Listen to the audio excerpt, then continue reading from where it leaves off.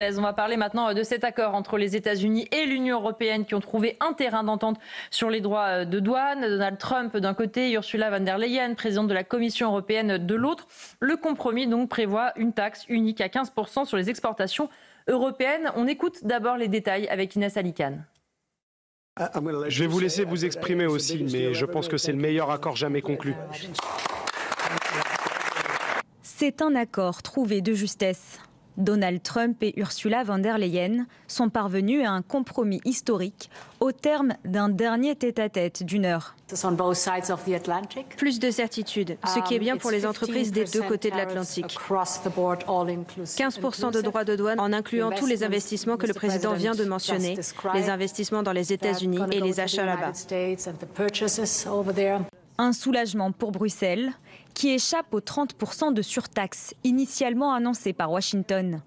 L'Union européenne va investir 600 milliards de dollars aux États-Unis et acheter pour 750 milliards de dollars d'énergie américaine.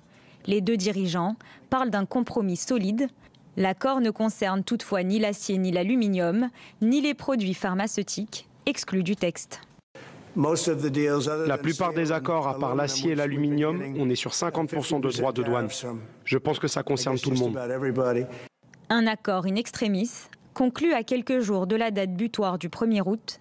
Il devra encore être validé par les États membres de l'Union européenne. Et on va évidemment écouter ensemble un certain nombre de réactions politiques. On va commencer par celle de Laurent Saint-Martin. C'est le ministre chargé du commerce extérieur et des Français de l'étranger. Il s'est exprimé ce matin à propos de cet accord. Écoutez. La bonne nouvelle ce matin, c'est qu'il y a un accord et que donc nos entreprises ont de la visibilité et donc il y a de la stabilité désormais dans la relation transatlantique commerciale pour l'investissement entre l'Union européenne et les États-Unis. Ça, c'est la bonne nouvelle parce que nos entreprises, pendant de longues semaines et de longs mois, craignaient d'abord que cette incertitude se transforme en incapacité d'investir, en incapacité de recruter et donc geler notre économie en quelque sorte. Et donc là-dessus, il faut quand même vraiment prendre cela en considération. Oui, le fait que nous ayons désormais une forme de stabilité avec nos partenaires américains est bienvenu. Est-ce que cet accord est équilibré? Non. Bernard Conadad, là où Donald Trump a été fort dans cette négociation, c'est qu'il est parti de tellement haut qu'en redescendant ce pourcentage de droits de douane, eh bien certains arrivent presque à s'en réjouir. Mais c'est un bon accord pour Donald Trump. C'est ce qu'il oui, pour lui, on n'en doutait pas. Je parlais plutôt pour nous. On va faire tout dans l'autre sens. C'est le meillure accord qu'il pouvait décider et surtout qu'on pouvait avaliser. On a vécu, Élodie Huchard, quasiment 6 mois de tempête économique, de tempête boursière, de tempête douanière pour nos entreprises.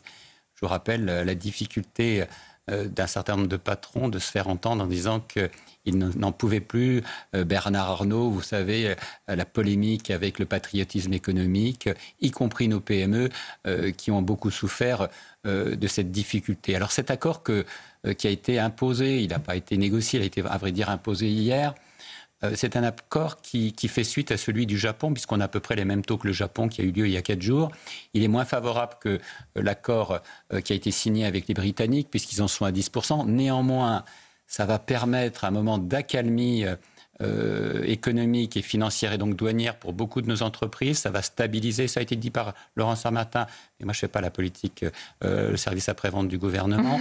Donc, vous avez le droit. Hein. Oui, mais ce n'est pas non plus mon esprit. Mon esprit, c'est de dire que ça va permettre de geler un certain nombre d'inquiétudes, d'autant que c'est Donald Trump qui valide cet accord. Et c'est là où c'est important. Par contre, et si vous me permettez, ce qu'on peut regretter, c'est que ça règle en rien la faiblesse de notre industrie française. Ça ne gère en rien et ça ne règle en rien le problème d'absence d'économie organisée européenne.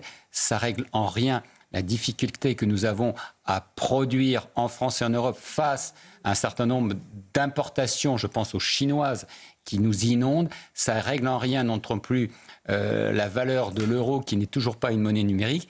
Et ça met en revanche un peu en avant Madame von der Leyen, alors que ces derniers mois, chaque pays, je pense à Madame Meloni, Monsieur Orban, Monsieur Starmer, y compris le chancelier allemand, allait de son côté pour essayer de plaider auprès du géant américain des dispositions favorables. Voilà ce que j'en pense.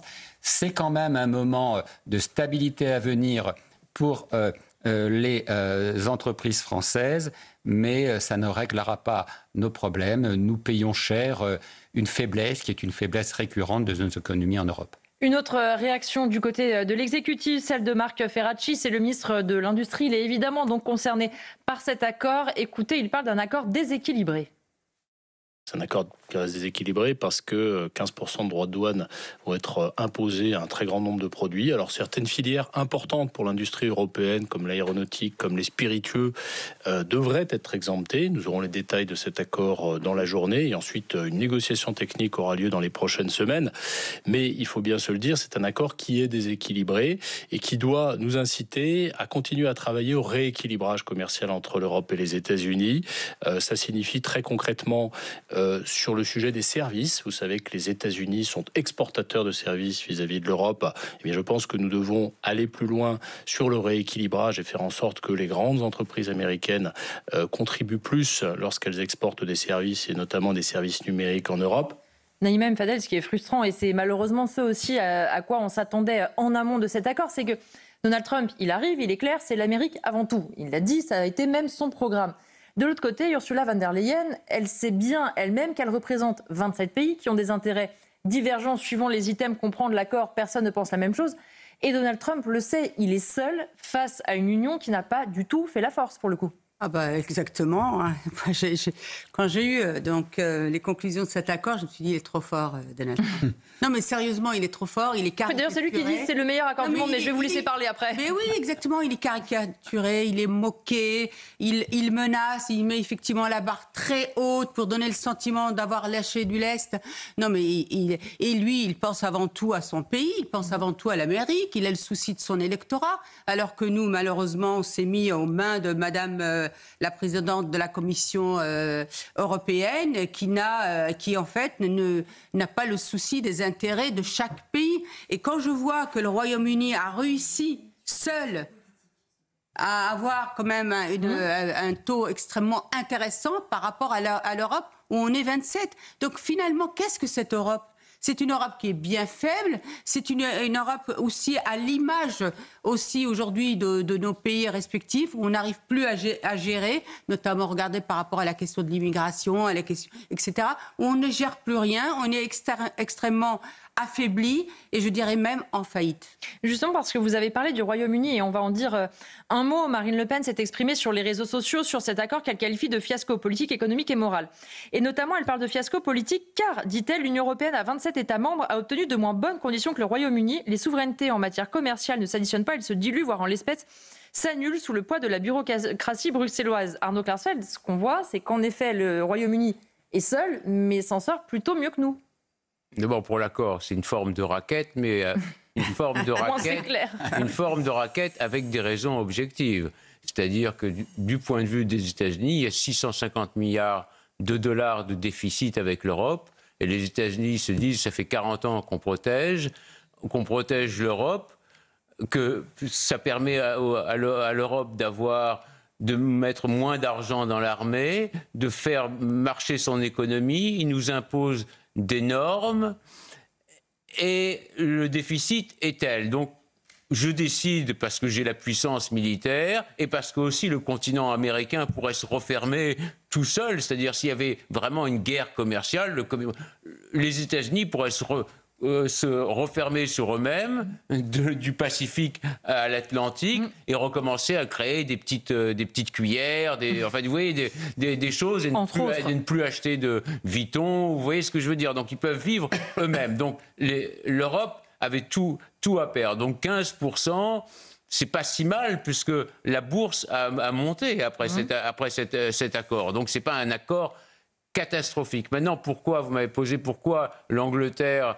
à 10%? Parce que l'Angleterre a quitté l'Union européenne et que sans doute les normes qui sont imposées par l'Union européenne ne sont peut-être pas imposées par la Grande-Bretagne, et puis c'est un allié traditionnel et solide des États-Unis. Mais si on quitte l'Europe, le taux de ce qu'on payera pour la dette se montera considérablement. L'Europe nous protège considérablement encore.